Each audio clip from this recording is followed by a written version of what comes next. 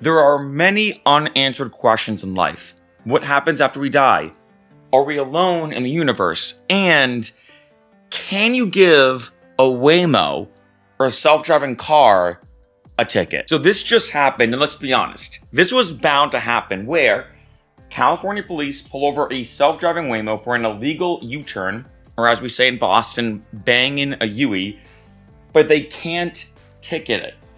This is one of those really interesting things. I'm very curious to see, one, what do you think in the comments, right? Like in terms of what's the best approach?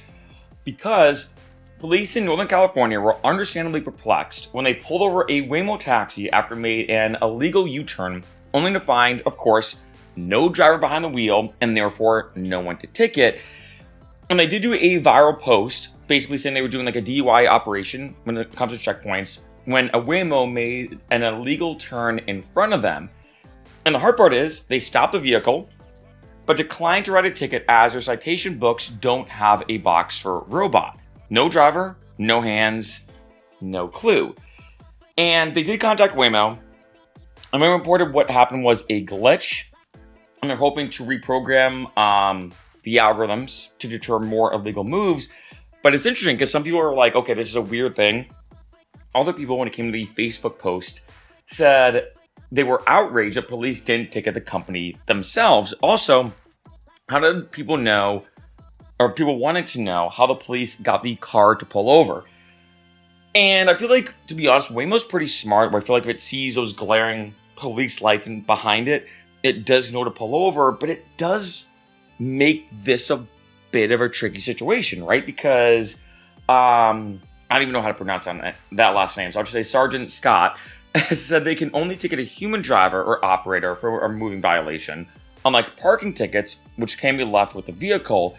So right now, at the time of this video, there isn't really a way to put an infraction on a Waymo when it comes to it moving and everything. But a new state law that's going to kick in next year will allow police to report moving violations to the Department of Motor Vehicles, which is figuring out the specifics, including potential penalties, the LA Times reports. And Waymo's spokesperson did say, we are looking into this situation and are committed to improving road safety through our ongoing learnings and experience. And this is big because going to Waymo's site, right now Waymo's in Los Angeles, Phoenix, San Francisco, Atlanta, and Austin, soon to be Miami and Washington, D.C. But they're also doing testing in Denver, Philadelphia, New York. The list goes on and on. And this is just another interesting situation when it comes to Waymos that I'm not sure the best way to navigate it. Pun intended, I guess. Because Waymos are now everywhere. I know I've been posting a lot of Waymo videos on this channel. Some of them even like POV vlog style videos of me being in a Waymo and showing you what it's like and that kind of thing. And the problem is Waymo is expanding at a very rapid rate. I've already done a bunch of videos about this. And the more it expands, the more it does bring up some maybe interesting, if I'd even call it philosophical issues or conundrums, right? This being one of them, because on one end, you can't really ticket a person, but on the other end, I think, which to me I feel like makes the most sense, is they should be ticketing the company. That's the way I feel like. I feel like if Waymo's designing this car that's meant to be safe, of course, I know it sounds weird to say out loud, but a big point of getting tickets or citations is that it forces you to drive safely, right? Like there's a big reason why people say don't go 100 miles an hour on the highway is because one, of course, safety reasons, but two, they know they can get a ticket. So for better or for worse, we all know sometimes getting a ticket can be annoying. It does kind of force you to follow the law to make it safer for everybody when being on the road.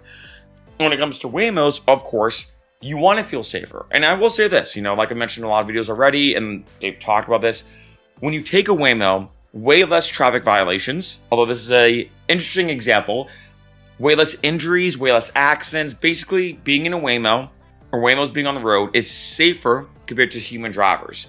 Love it or hate it, love Waymo or hate Waymo, this is the reality of the world we're living in right now. And I do wonder what their solution is going to be. I do kind of feel like it makes the most sense to ticket Waymo. Like I said, they're pushing their technology, both the software and the kind of AI algorithms to navigate the road in a very efficient and safe manner, but also the hardware itself, the Jaguar I-Pace. Also, when it comes to Waymos, they're revealing a new vehicle, I think maybe next year is my guess. I think it's a 6th generation Waymo. So they are doing a lot. And I think because they are doing a lot, it is one of those situations where it's like, well, they're doing a lot. They're trying to make Waymos become a bigger thing. So the company should get the ticket. And I know they mentioned this as a statewide thing, but like I said, I could see this almost inevitably being, of course, a federal thing because it's spreading all over the country. I mean, almost every major city, I think, except Chicago, is now going to have Waymos in it. Pretty much. That's wild. That's a big thing to consider. And it's like, okay, as the bigger Waymo gets, it's almost inevitable that there's going to be just more tickets, more traffic violations. Just statistically speaking, the more Waymos are on the road. Let me know what you think in the comments. This is just really interesting, kind of like a funny thing, because I feel like this was almost inevitable for something like this to happen. And I can see it happening a lot more as well in the future.